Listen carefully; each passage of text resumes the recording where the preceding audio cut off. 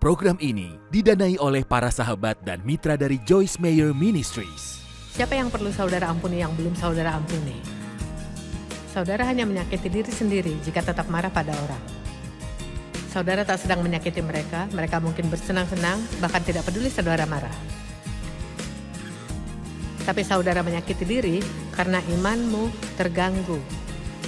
Semakin saudara mengasihi orang, semakin Tuhan tersenyum padamu dan saudara akan melihat kebaikan terjadi dalam hidupmu.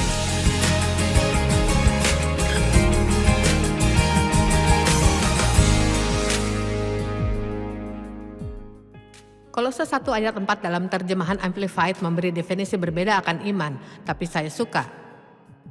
Dikatakan, karena kami telah mendengar tentang imanmu dalam Kristus Yesus, menyediakan seluruh kepribadianmu padanya. Dalam kepercayaan mutlak dan yakin terhadap kekuatannya, kebijaksanaannya, dan kebaikannya. Jadi ini penyediaan seluruh diri kita padanya. Dan entah denganmu, tapi saya punya beberapa keunggulan kepribadian. Jadi, menyediakan seluruh kepribadian kita padanya adalah baik, dan saya berharap ia membetulkannya. Menyediakan seluruh hidup kita padanya. Dalam kepercayaan dan keyakinan mutlak akan kemampuan kuasanya untuk lakukan, hikmat bahwa ia tahu harus bagaimana dan kebaikannya karena ia mau melakukannya. Amin. Dan katanya, saya dengar dan tentang kasih-Mu yang ditunjukkan terhadap semua orang kudus, mereka yang ditebus Allah. Nah, saudara akan lihat di tempat-tempat berbeda di Alkitab bahwa iman dan kasih selalu berhubungan. Iman bekerja melalui kasih, kata Galatia 5 ayat 6. Ya, apa maksudnya itu? Ya, dua hal. Satu, saya harus tahu Allah mengasihiku, jika tidak saya akan beriman padanya. Tapi saya juga perlu mengasihi orang lain. Karena di sanalah kuasa yang mendorong doa-doaku. Galatia 5 ayat 6 terjemahan Amplified berkata, iman bekerja oleh kasih. Inilah kuasa yang mendorong maju. Kuberitahu sesuatu, hal terbesar di dunia yang bisa saudara lakukan adalah mengasihi sesama. Dan butuh seumur hidup belajar melakukannya. Dan hari ini ada seluruh dunia yang penuh dengan manusia yang semakin sulit untuk dikasihi. Tapi terkadang kita sulit untuk dikasihi juga. Dan Allah mengasihi kita. Kutanyakan ini, kepada siapa saudara marah? Siapa yang perlu saudara ampuni yang masih belum hingga kini? Saudara hanya menyakiti dirimu jika terus marah pada sesama. Saudara bukan sakiti mereka, mereka mungkin sedang bersenang-senang, tak peduli saudara marah. Tapi saudara menyakiti dirimu, karena ini merintangi imanmu. Semakin saudara mengasihi sesama, semakin Allah akan tersenyum padamu dan saudara akan melihat banyak hal terjadi di hidupmu.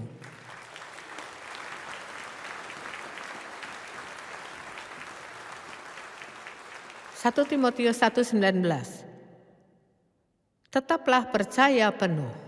Saudara perlu bergantung padanya, iblis akan mencoba mengambilnya darimu. Iblis tak ingin saudara punya iman. Karena ia tahu jika saudara beriman dan saudara bertahan kokoh dalam iman, saudara akan mendapatkan hal-hal yang Allah janjikan dan ia tak inginkan itu. Inilah mengapa keberanian meminta disembunyikan oleh dirinya. Jadi kita, Tuhan, jika Engkau mau lakukan, Engkau akan melakukannya. Jangan jadi pengemis, beranilah. Tuhan, Engkau berjanji ini ada di firman-Mu, dan saya tahu saya tidak layak, tapi saya percaya Engkau melakukannya bagiku. Masalah terjadi karena aku bodoh, Tuhan, mohon bebaskan aku, tolong. Ayo, amin.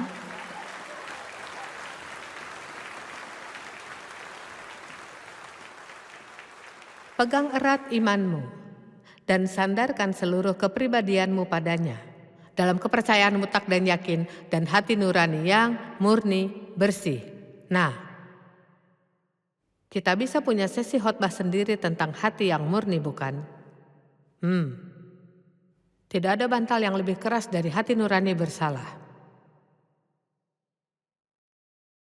Juga saudara tak bisa beriman jika hati nuranimu bersalah. Jadi jika ada sesuatu antara engkau dan Allah, mari meluruskannya. Datang jujur pada Allah. Ceritakanlah kepadanya, bicaralah kepadanya. Jika perlu minta maaf pada seseorang, minta maaflah. Rendahkanlah dirimu dan perbaiki keadaan secepat saudara bisa memperbaiki keadaan. Karena ini menyakiti seluruh jalanmu dengan Allah. Ini menyakiti imanmu, menyakiti persekutuanmu. Jika saudara tak punya hati nurani murni. Dan jika ada sesuatu yang membuatmu kecanduan dan saudara terus lakukan. Berdoa dan berdoalah dan habiskan waktu dengan Allah membahas ini. Hingga saudara sepenuhnya bebas darinya. Allah tak ingin kita terbelenggu. Amin.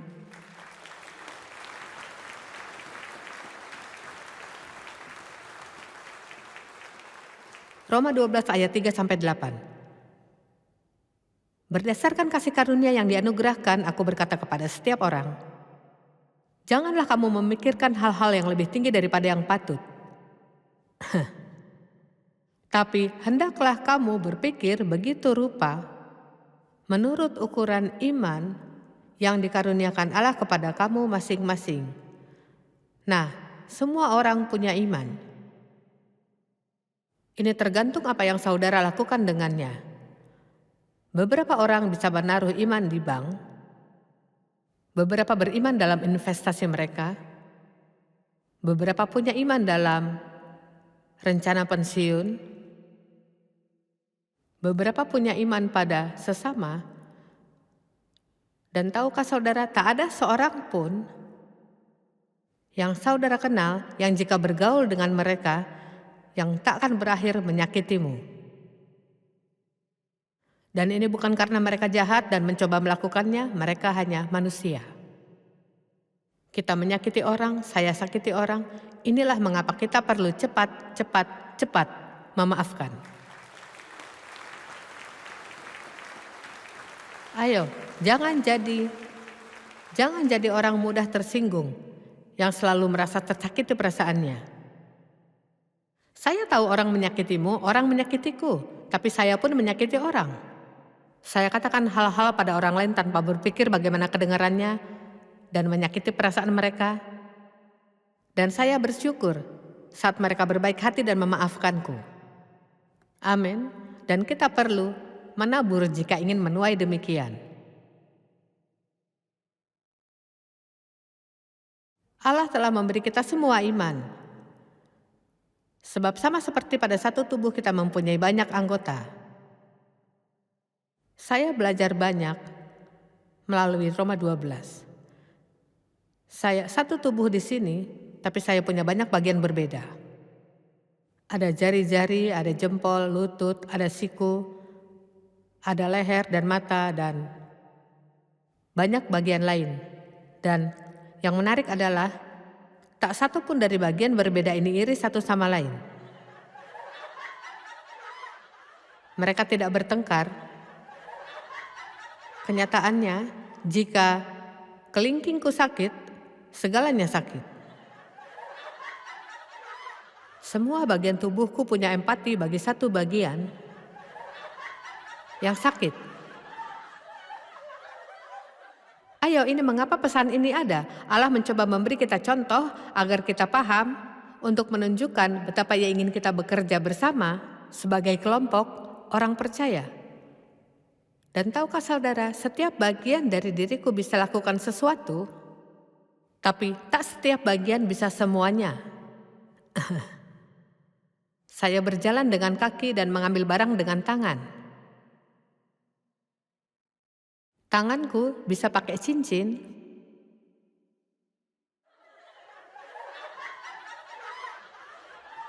Dan mataku yang melihat cincinnya. Saudara tahu jarimu tak pernah melihat cincinmu?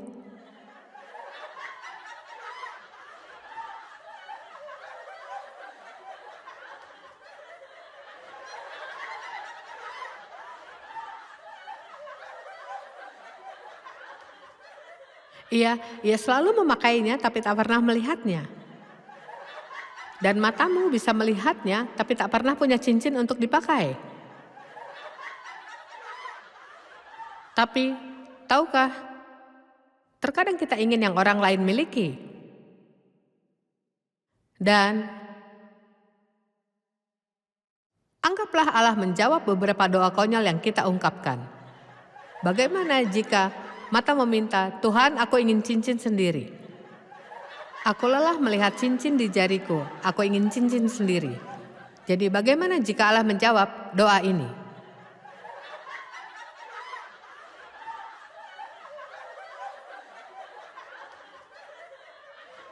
Baiklah, silahkan sayang, doamu sudah terjawab. Nah, ini membuatku jadi punya masalah. Karena sekarang, karena perasaan iri,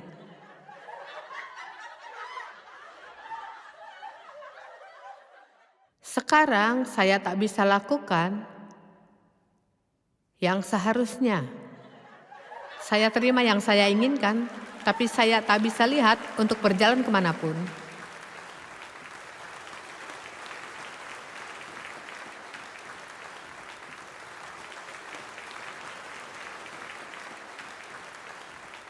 Dan dengan cara yang sama tubuh kita bekerja sama. Saudara tahu, tanganku tak punya sepatu, tapi tanganku sangat baik hati sehingga mereka membantu kakiku memakai sepatu setiap hari. Coba pikirkan bagaimana tubuhmu bekerja sama dan menolong satu sama lain. Dan inilah mengapa Allah membahas semuanya di sini tentang bagaimana.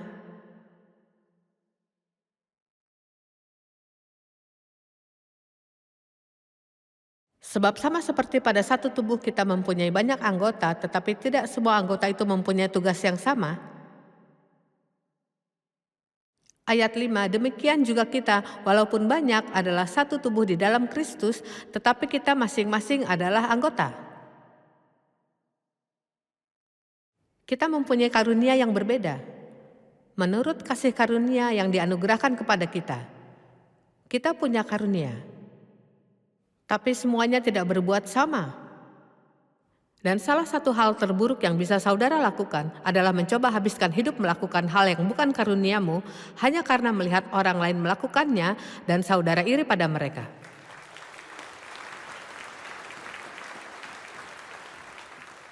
Ada sesuatu yang Allah berikan untuk saudara lakukan, dan kuberitahu, jika saudara lakukan apa yang Allah tempatkan di hatimu, saudara akan bahagia. Saat Allah pertama kali memanggilku dalam pelayanan, orang-orang menanyakan ini, Bagaimana dengan Dave? Sulitkah ini bagi Dave? Karena seorang wanita di posisi ini, terutama 45 tahun lalu, sangatlah unik dan jarang, seringkali laki-laki. Jadi, ini sedikit sulit bagi Dave menjalaninya. Dan ia tanya Allah, mengapa engkau memanggil dia melakukannya bukan aku? Dan Allah memberitahunya, jika kau, itulah panggilanku baginya, dan jika kau mendukungnya dan melakukan yang kutugaskan padamu, kau akan selalu sukacita. Dan Dave adalah orang paling bahagia yang saudara lihat.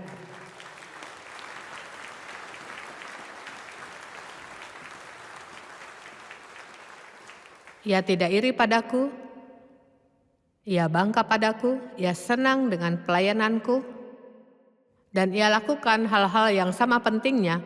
Ada banyak, ia bukan orang panggung. Dan lihat, ini seperti bagian tubuh kita, beberapa bagian paling penting tertutup pakaian.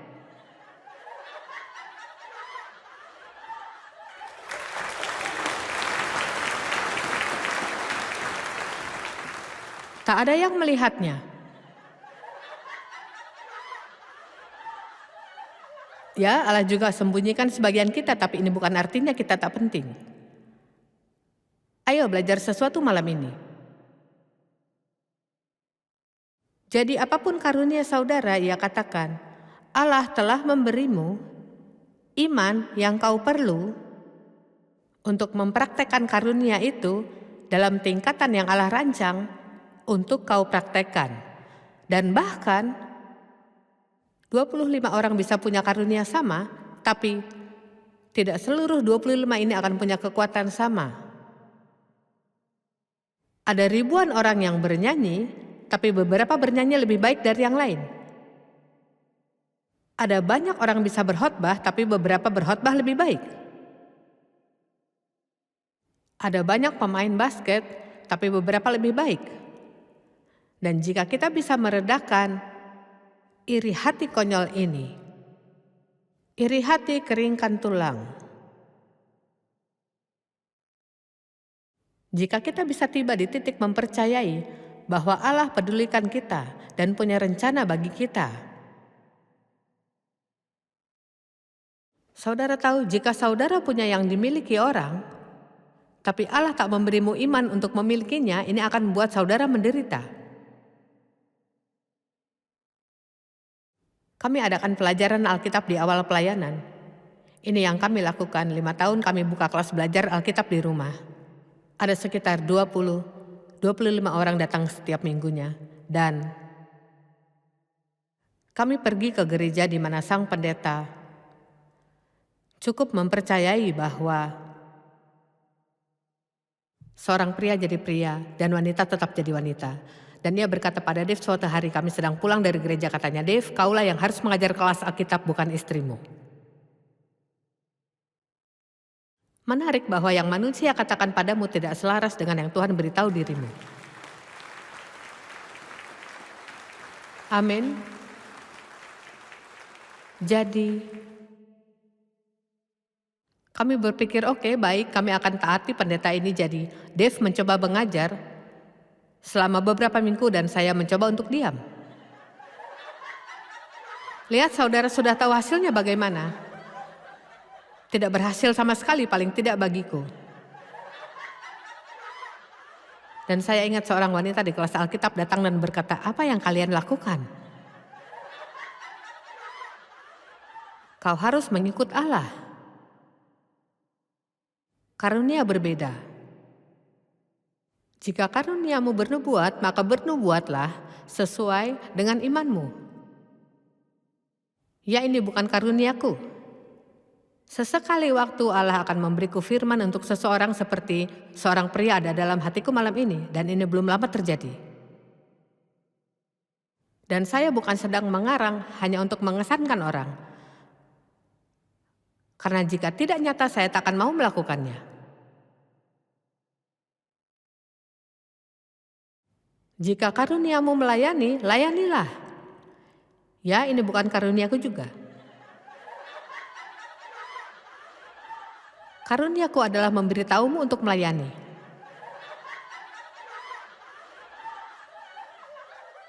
Keahlianku adalah memberitahu orang yang harus dilakukan. Jika karuniamu mengajar, maka mengajarlah. Bingo. Jika untuk menasihati, maka nasihatilah. Ini Mike Shepard. Saudara tak akan bisa bersamanya lebih dari 2 menit sebelum ia menasihati dirimu. Ia seorang penasihat. Kini saya belajar untuk menasihati karena kupikir kita perlu menasihati satu sama lain, tapi ini bukan karunia utama otomatisku.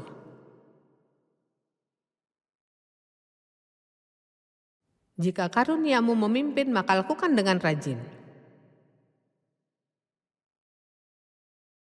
Jika memberi, maka berilah dengan rela. Ini salah satu karuniaku, kemurahan. Dan saya sudah demikian sejak masih kecil. Saya bisa ingat untuk menyimpan uang hasil pekerjaan unik yang kulakukan untuk membelikan ibuku kado dan mengwujudkannya. Saya selalu senang melakukannya. Dan waktu ke waktu saat kami memulai Joyce Meyer Ministries, kami selalu punya program penjangkauan bagi yang kekurangan dan membutuhkan, karena saya percaya dengan hatiku bahwa inilah kehendak Allah, dan kupikir di saat saudara menggabungkan khotbah dan mengasihi bersama, maka saudara punya hal yang bisa mengubahkan hidup.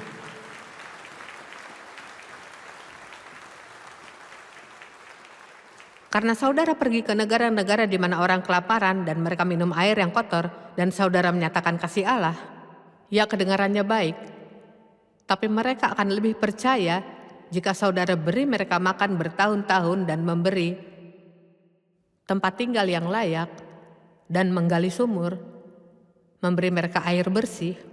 Lalu saudara mulai cerita bahwa Yesus mengasihi mereka dan mereka percaya. Bagiku, inilah cara yang benar untuk bermisi. Saat seseorang menderita, saudara menolongnya, mereka akan mulai dengar apa yang kau katakan. Siapa yang menunjukkan kemurahan, lakukan dengan sukacita. Ada banyak karunia-karunia, ada karunia memberi pimpinan. Setiap saudara punya karunia. Memasak bukan karuniaku. Tapi saya masak 3 menu dalam sehari selama bertahun-tahun, tapi entah kemana karunia itu hilang begitu saja. Terakhir kali saya berusaha goreng telur untuk Dave, telur pertama jatuh ke dalam kompor, bukan di panci. Dan ia benar-benar mengambil foto telur itu saat saya selesai memasaknya, tapi sangat memalukan.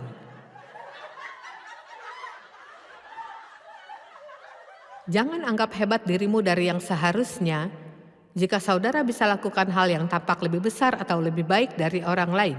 Karena mereka hanya mampu melakukan segalanya karena Allah memberi mereka karunia atasnya, dan saudara hanya mampu melakukan yang saudara bisa karena Allah memberimu karunia untuk melakukannya. Amin. Dan tahukah saudara, karunia yang Allah beri pada orang lain, Ia menempatkan karunia itu bagi saudara, bukanlah mereka. Saudara tahu karuniaku membuatku berkarya. Dan saudara menikmatinya.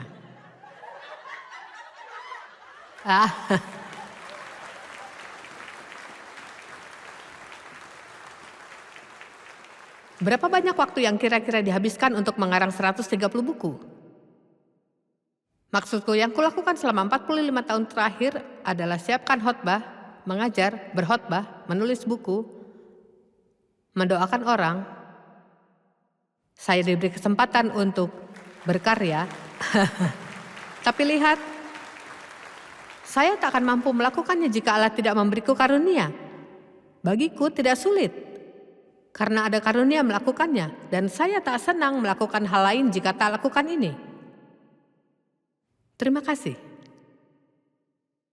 Saya diberi kesempatan yang besar untuk melakukan 68 perjalanan misi ke luar negeri. Saya berharap bisa lebih sering. Saya takkan mampu lagi karena jet lag-nya terlalu sulit bagiku, dan saudara tahu jika semakin tua, saudara semakin pandai, saudara bisa masih sangat berguna, tapi saudara tentu harus lakukan penyesuaian. Jadi, saya menjadi sakit karena bekerja terlalu keras beberapa tahun lalu, dan butuh waktu beberapa lama bagiku untuk pulih, dan saya belajar bahwa saya harus membuat diriku melakukan yang utama yang hanya saya bisa lakukan di pelayanan ini. Tak ada yang bisa khotbahkan pengajaranku, tak ada yang bisa tulis bukuku. Jadi saya lakukan hal-hal yang seharusnya, dan Allah telah memberiku orang-orang hebat di sekitarku untuk menolongku melakukan hal-hal lainnya.